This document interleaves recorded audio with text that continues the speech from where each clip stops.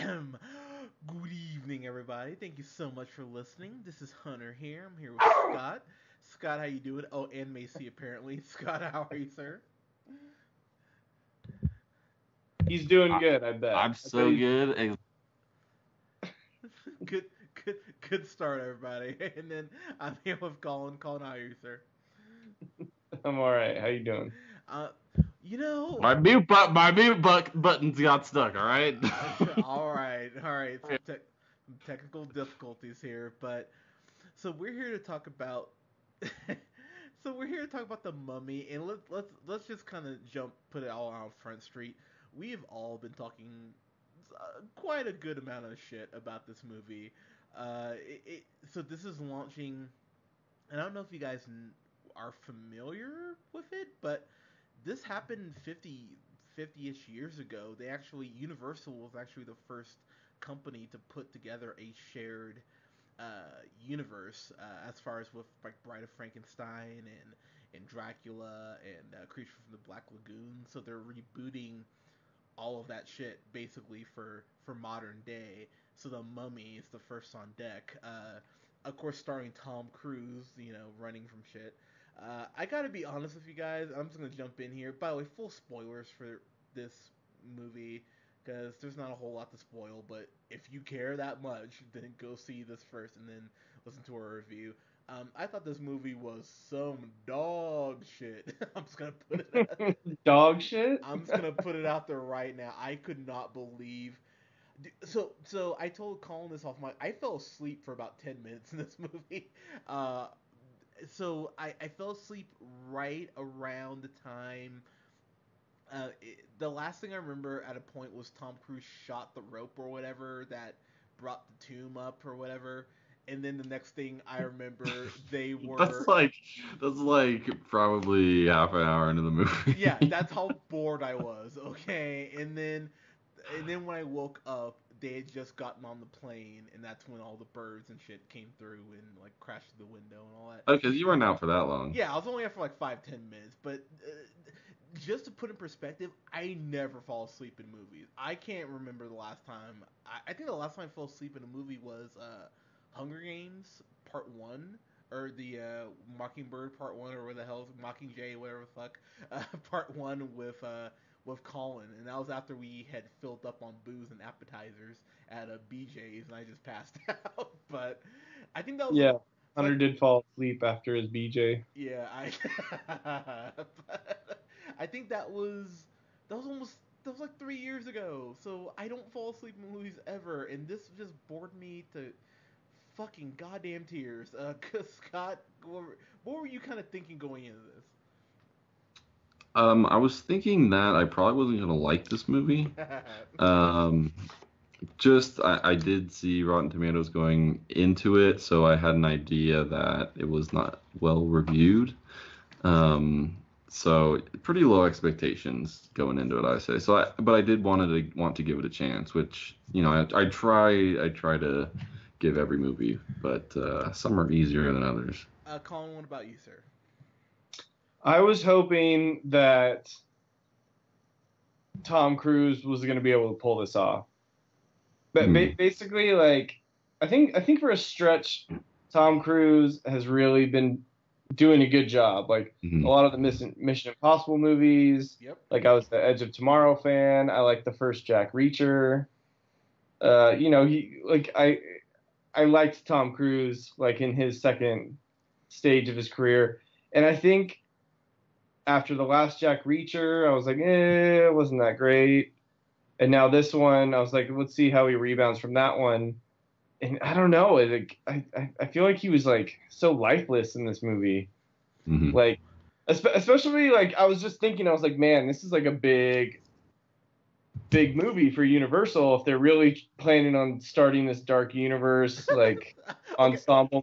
God, the universe. Oh Okay, my so Dark, so yeah, so so so sorry to interrupt you real quick, but when they showed the Dark Universe logo, my theater laughed, and they laughed hard when they saw so that. dumb.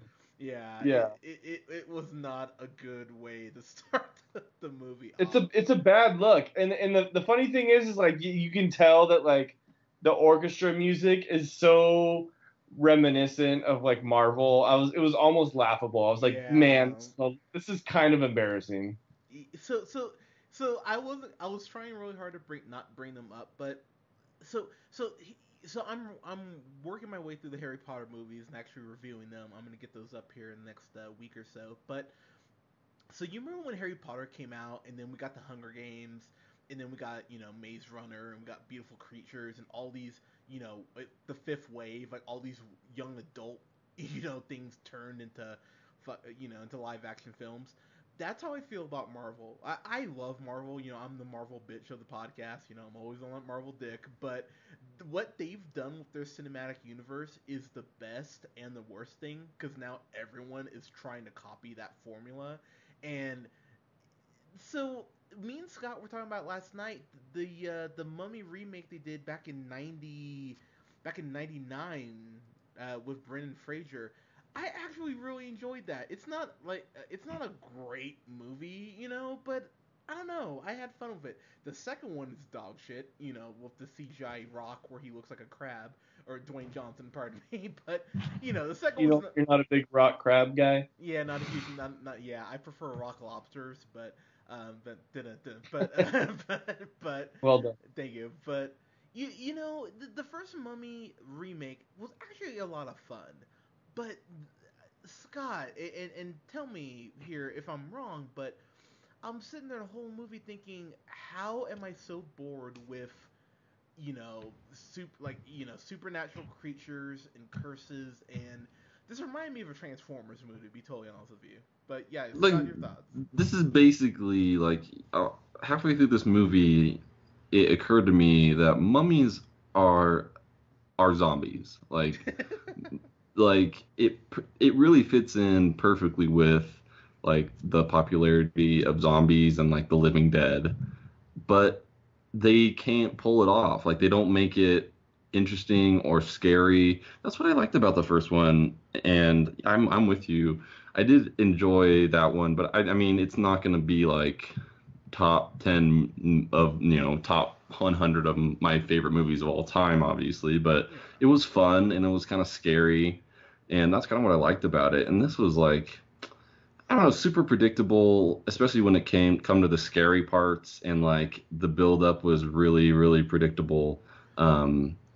But I mean, I was trying to think at the last, I mean, Mummy movie that I really enjoyed, and it had to have been the first one, but even then, I think if I watch that again now, I don't know if it would necessarily hold up. So my question is, like Colin was saying, why are they putting so much emphasis into this? And I get it's this monster universe and they're trying to start something new, but I feel like the Mummy is just so overdone by this point, and it wasn't really done great to begin with. So Yeah. I'm unsure of why they're really putting all their eggs in this basket. And I don't know, it hit the mark, completely missed the mark. And Colin said that he was thinking that Tom Cruise could pull this out because of his recent performances, and I totally agree. I feel like it's like, okay, I almost like forgot he was in this thing. Like I was kind of just spacing out, not really expecting a lot, and then I see him come in. Like Russell Crowe first starts off, I'm like, okay, like I could go for like a decent Russell Crowe movie again. Like he's got kind of like this ominous vibe about him. And then you get Tom Cruise, and you're like, okay, maybe because the dude's jacked, like he's a handsome feller. Like we all want to see some jacked dude fighting some mummies on the big screen. Like I'm all about that. Uh, but yeah, Tom Cruise in this it was like not the right role. I think is the biggest thing. The movie starts with a little more action than the majority of the rest of the movie, and that was my favorite part. I think was probably the first third of this movie, So and then like yeah, downhill from there. so this is so I'm gonna jump before I jump in the plot. I'm gonna say what I liked about this. The zero gravity plane scene where they initially get the tomb or the mummy. I thought that was incredibly well done. That plane scene Yeah, it's awesome. was fantastic. Fun That was fact. super well done. fun fact, that took 64 takes, which is fucking insane. Just What, like going on like the zero gravity plane to film it? yeah, 64 Wow, takes. 64 times. That's insane. So I will give this movie. So I will say this movie escapes a go fuck yourself just off that alone. And there is a chase scene involving like a van that I thought was pretty well done. Outside of that, I'll be totally honest. Everything else I thought was pretty much poo. So just jump into the plot Yeah, here. it was boring. Those scenes. The I completely agree. When you mentioned the zero gravity, like when the plane is plummeting and he hands off the parachute. That scene and they're rolling around. I remember sitting in the theater and I was like totally immersed. I felt like I was on like a ride at like an amusement park at that point. Like it was really intense, super well done. But I think that's the only part where I was riveted the whole movie, and then I think I fell asleep like 20 minutes later for like a minute. No, so yeah, so jumping in here, so it's a real simple plot. So Tom Cruise plays Nick Morton, who who you learn so much about, but he's like an ex-military dude. I don't. I remind me Because if they. they remind me if they go into it because I feel like they don't. I think they just say he's ex-military or something like Well, that. I think that was part of the confusing part for me initially. Is I don't know, like I think him and Jake Johnson are like a part of the army, like they're also doing their own thing, and their captain really doesn't like they're clearly hunting treasure and trying to make money, but Yeah. I think they're also still in the army, which it was really confusing to me. Like I don't get why like they were still calling each other sir and like lieutenant and like the like rankings, but I don't know what they were actually doing there besides trying to steal shit and make money. Okay, Yeah, I agree. I think their background was like super ambiguous. You really didn't know who these guys were, if you really wanted to root for them Right. to begin with. I'm with you, Scott. I was very confused by who these guys were. Why should I care about them? Like they kind of have a witty banter, but to be honest, Tom Cruise kind of feels like he's mailing this one in. no. Yeah, for sure. So okay, I'm just gonna say I love Jake Johnson. They did nothing with him in this movie, and what they do end up doing with him is really terrible. And I felt bad Mm. for him because I love Jake Johnson. Come on, Nick Miller, and Let's Be Cops is one of my favorite comedies in the last 10 years. I fucking love that movie, and they do nothing with Jake Johnson here. I mean, you look up and down the cast list, and this is not a bad cast list It's here. not. Like it wasn't the casting. Like you like even when like they people started appearing, like even like Russell Crowe. I know he's had a few duds, but like I usually like him. Like he has a certain Yeah. presence about him if he's in the right role. He He can was really in The have. Nice Guys last year and he was great. Yeah, exactly. So Colin, I'm happy you brought that up because that is pretty much the Russell Crowe we get here. We get fat dad bod. I'm just here to catch a check, Russell Crowe, and that's my favorite Russell Crowe right now. Unless, But he's not like being funny about it. Like he should have had more like charisma, I think. no, you know what's funny is one of the other few scenes I thought was actually well done was the scene he has with Tom Cruise where he kind of turns into Hyde a little bit while admittedly it's That was so dumb. like no it's So dumb. dumb, I No, agree. it's When dumb. they first reveal that who he is, like I was like, oh god, I Scott- can't. Yeah. Like they're really So, trying to do this Scott- right now. Scott, okay. So look, I agree with both of you. It's dumb, but at that point, I was grasping for fucking straws and just seeing. It was kind of like seeing Nicolas Cage in Ghost Rider: Spirit of Vengeance, just because of how bad that movie was when he would freak out. Well, I mean, It's like on its own, yeah, but being part of the fucking Mummy, like you're trying to mix Dr. Jekyll and Mr. Hyde in with the Mummy and like just like throw it all together real quick with put a bow on it. It's not gonna work. Like you can't just fuck this character into this movie and think that it's just gonna play out. I didn't like when they revealed that, like I sort of knew about the universe that they're trying to create, and even when they revealed it, it was like they're trying to be like subtle, like, hey, you know who this is? He's also a doctor and he's got a bad side. Who do you think? Do you think It was Do you not think the there's like fans that are the equivalent of like old school, like know everything about Marvel comic fans, where they're like they're just like big universal classic monster fans, and they're like, oh my god, Mr. Hyde, and It's an like Easter egg. I don't think there was one person in America that did that. So I will say I discovered the old school like Universal monsters around the same time I discovered the Twilight Zone. So I do have somewhat of a soft spot for it, but man, they just I'm gonna say Russell Crowe. Russell Crowe was probably drunk in between takes, and to be honest with you, who can blame him? Because what they give him, he's Nick Fury, but a really bad version of Nick Fury because he's leading this Prodigium that I think is the name of the organization that's supposed to be their shield, and they're maintaining all these monster threats throughout the world. By the way, if you It's so dumb. if you take a drink every time they say the word evil or monster, you will be blacked out because did you notice that they stopped the movie for a good half hour to just explain the whole Prodigium organization and the mummy is just kind of chained there because why wouldn't she be? They just gonna go, hey, we're gonna stop the movie to explain this all to you to set up future movies. And so I have some notes here. So if you would allow me here, the tones are all over the place with this movie. It wants to be a horror movie, but it wants to be funny, but it wants to build towards Bride of Frankenstein, which comes out 2019, but it wants to have Easter eggs. It's all over the place as far as its tone, and it cannot fucking settle on what it wants to do. Um, in the very end of this movie, so before I kind of get there, Annabelle Wallace plays a girl named Jenny Oh God. Halsey, who's his love interest. So Tom Cruise has really bad chemistry with his female co-stars because So bad.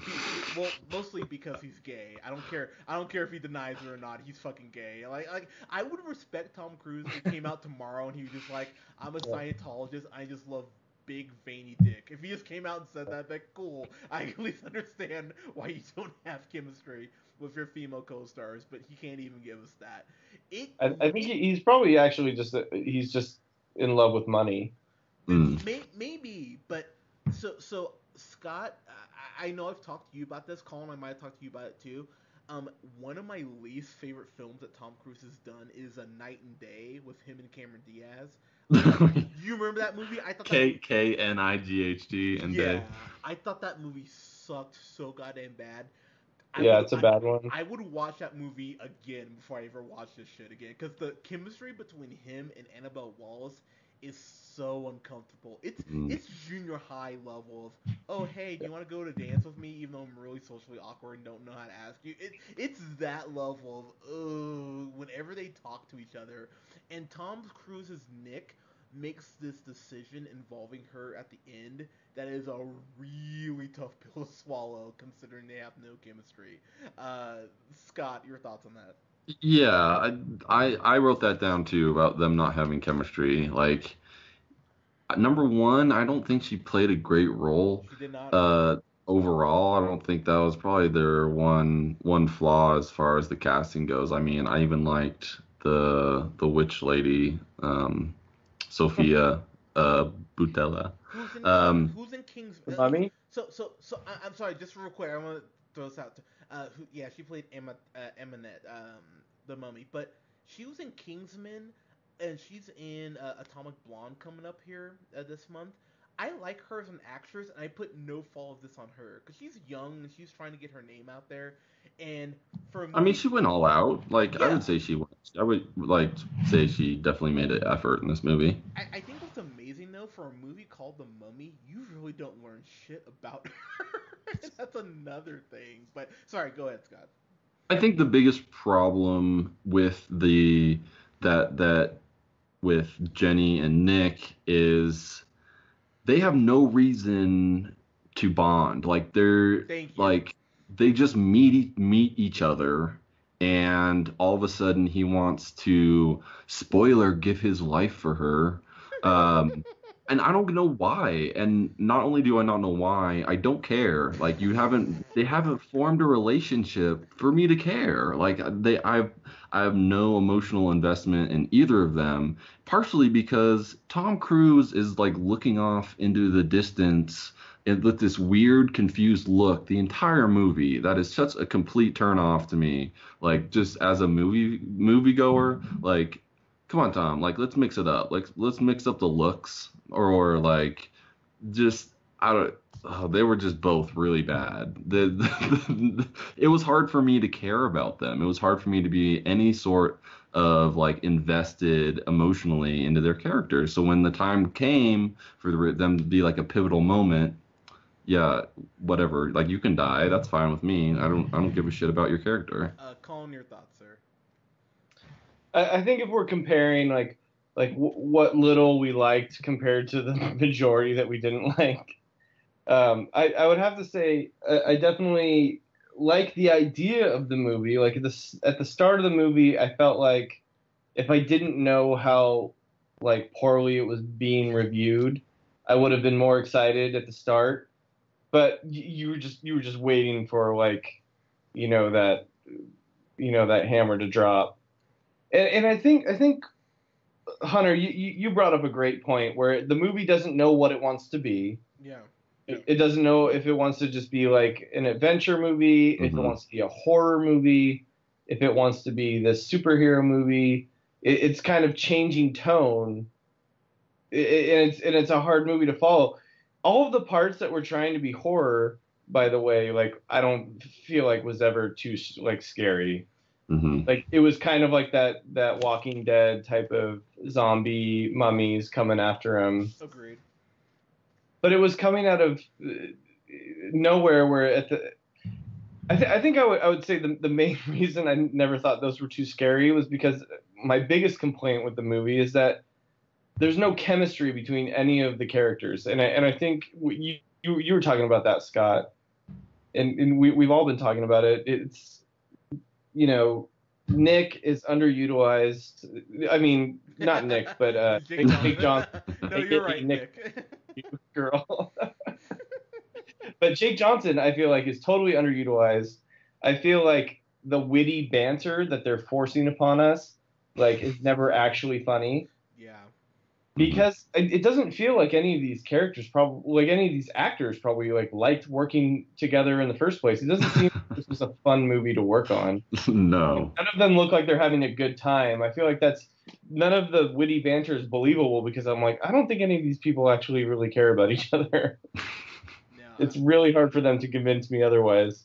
Yeah. So I was totally not immersed in the like gravity of any of these scenes because I really didn't connect or care about any of these characters.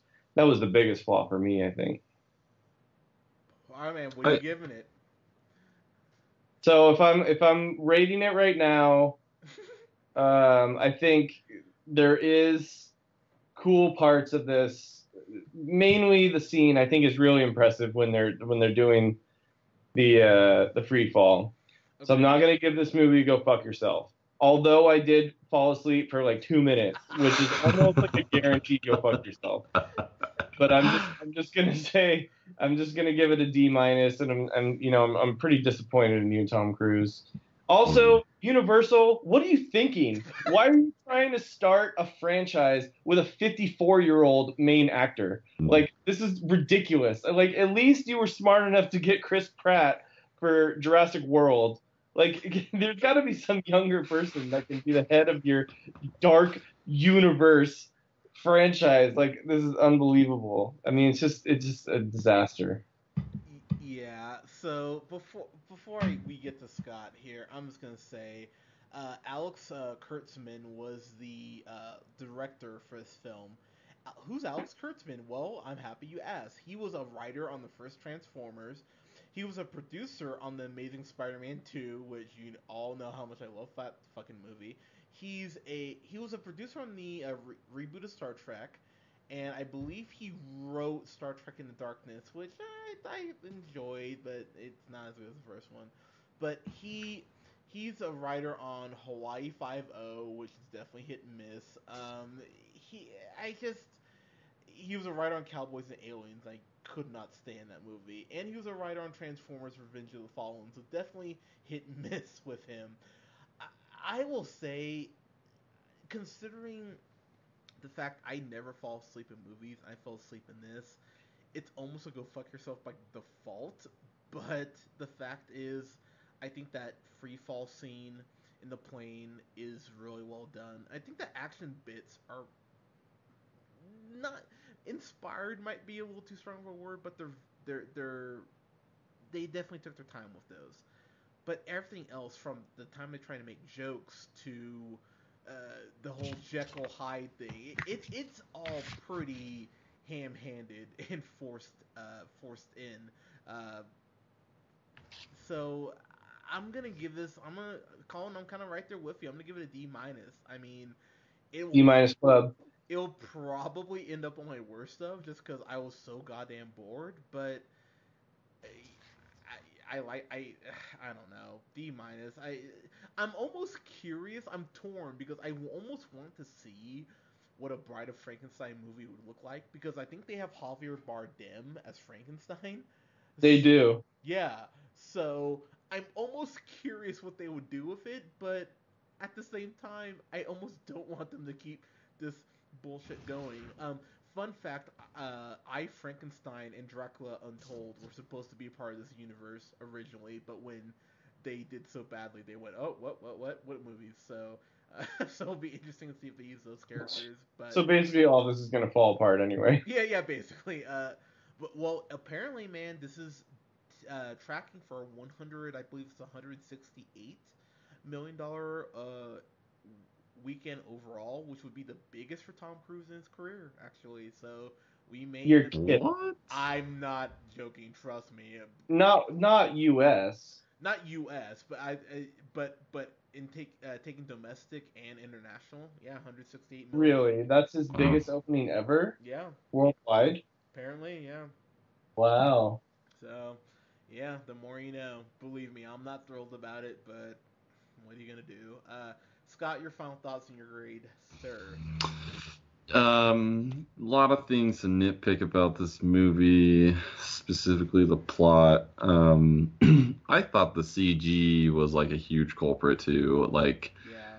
I don't know if you like the special effects on Jake Johnson when he was like Night of the Living Dead was like really noticeable and like distracting. Like they had like, I don't know if you could tell, but they had like, I think the makeup was mostly computer generated. Like I feel like not a lot of it was actually like makeup on his face, and how one of his eyes is like kind of blurred out. You can kind of see the Photoshop kind of uh like oval shape around his eye. I don't know. It was super noticeable. I felt like it reminded me of Pirates of the Caribbean, of like the skeleton dudes, how like they were super cheesy, and like it wasn't, it wasn't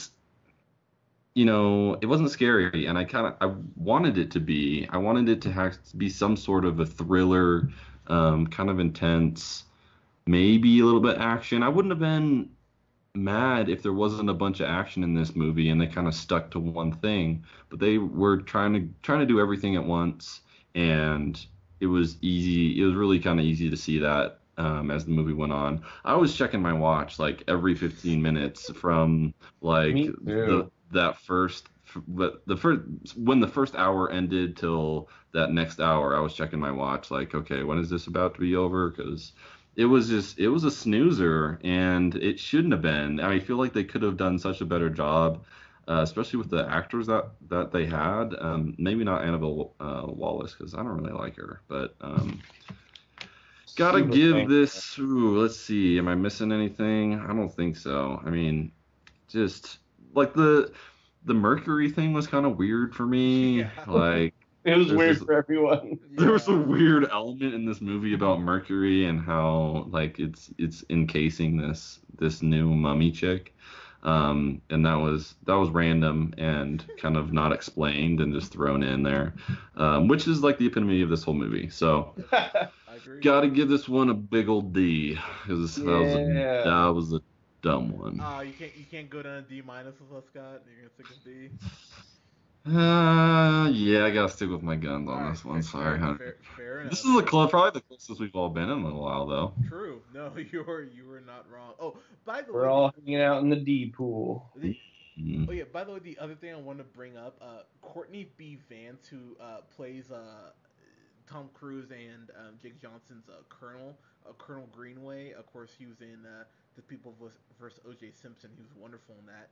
So he comes up to Tom Cruise's Nick Morton, goes, "Hey, I know what you're doing. Like I know you're stealing," and then Nick retorts back with, "I know what you're doing," and he's like, "Oh, okay, I know you're stealing from tombs, but all right, you crazy kids, just get back out there." And I just They do whatever they want. Like they're not. They are part of the military, but they're not. But they're treasure hunters. But they could have made this like a badass like Indiana Jones kind of adventure movie, right? That's Like what I I was feel like hoping for. yeah, like you have Tom Cruise, action hero, Jake Yeah. Johnson as his like lovable sidekick. That's what the trailers made it seem like. Yeah, they screwed this thing up majorly. Yeah, I laughed really hard at that, but my God. But guys, have you seen the Mummy? God, you know what's funny is considering how well this is done overseas, we're probably gonna keep getting more of these. And oh, by the way, the ending of this is such a WTF moment where they kind of say what happens with Tom Cruise's character, but they don't. Like they live very open ended, as if they're gonna tell the next writers, all right, just Like we really want to know what happens with him. Is that what you're Yeah. gonna say? Like we really care what he's become. no, I almost yelled out. I was like, "Who cares?" I mean, I don't care, but just it's such a plot thread just left hanging, and they just went whatever, like who gives a shit? So it's just another fucking thing. But guys, have you seen The Mummy? Let us know what you thought in the comments below. You can follow us here on SoundCloud at The Real Pineapple 775. Follow us on Podbean now at The Real Pineapple. Podbean. Exactly, and you can like us on Facebook at The Real Pineapple, and you can follow yours truly on the Twitter at JHunterRealPineapple. Follow Scott on Twitter at, In the first. and you can follow Colin on Twitter at. The real Neil. Guys, thank you so much. We'll have reviews up this weekend for Get Out, for All Eyes on Me, the Tupac biopic, which I'm so pumped for. Oh, I hope that's good. And we'll have a review up for Rough Night as well. It has Scarlett Johansson, so I'll be seeing it. Hopefully, it's better than Girls Night. Guys, thank you so much. We'll talk to you soon. Peace. Meow.